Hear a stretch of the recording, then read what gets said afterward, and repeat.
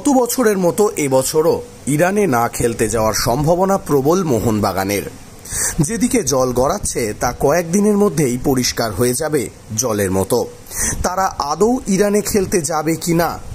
AFC champions league 2 এর প্রথম ম্যাচে হারের পর থেকেই ইরানে খেলতে যাওয়া নিয়ে নানা রকম টালবাহানার সৃষ্টি হয়েছিল। ভিসা সংক্রান্ত সমস্যার জন্য সেফাহান এফসির বিরুদ্ধে ম্যাচের ভেন্যু বদলের আবেদন করেছিল মোহনবাগান টিম ম্যানেজমেন্ট, যদিও এএফসি মোহনবাগানের আবেদন খারিজ করে দেয়। গত বছরের পরিস্থিতি এবং এই বছরের পরিস্থিতির মধ্যে আকাশ পাতাল তফাৎ রয়েছে। গত বছর ইরানে যুদ্ধকালীন পরিস্থিতির সৃষ্টি হয়েছিল, আর সেই জন্যই ইরানে ম্যাচ খেলতে যায়নি মোহনবাগান। এই বছর কিন্তু তেমন কোনো পরিস্থিতির সৃষ্টি হয়নি।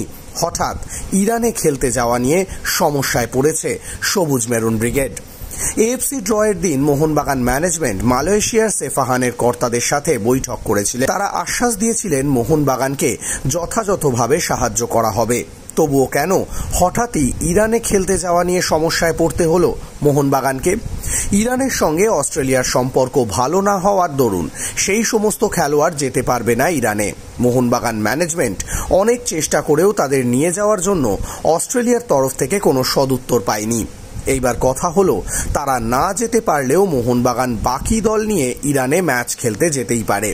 কিন্তু এই ঘটনা যেদিকে এগোচ্ছে তাতে পরিষ্কার বোঝা মুশকিল আদৌ মোহনবাগান ইরানে এএফসি চ্যাম্পিয়ন্স লিগ 2 এর ম্যাচ খেলতে যাবে কিনা।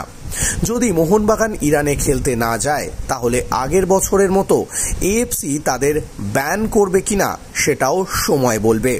তারা যে শাস্তির মুখে পড়বে তা বলাই বাহুল্য।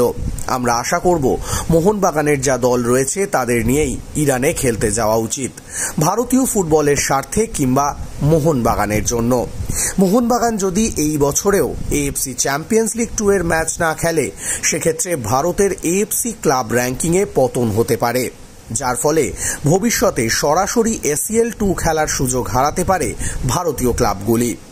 ইরানে এখন কিন্তু কোনো প্রকার যুদ্ধকালীন পরিস্থিতি নেই, এমনকি ইরানে গিয়ে ফুটবল খেলছে দেশের অন্যান্য ক্লাবগুলি। এবার দেখার শেষ পর্যন্ত মোহনবাগান ইরানে এএফসি চ্যাম্পিয়ন্স লিগ 2 এর ম্যাচ খেলতে যায় কিনা।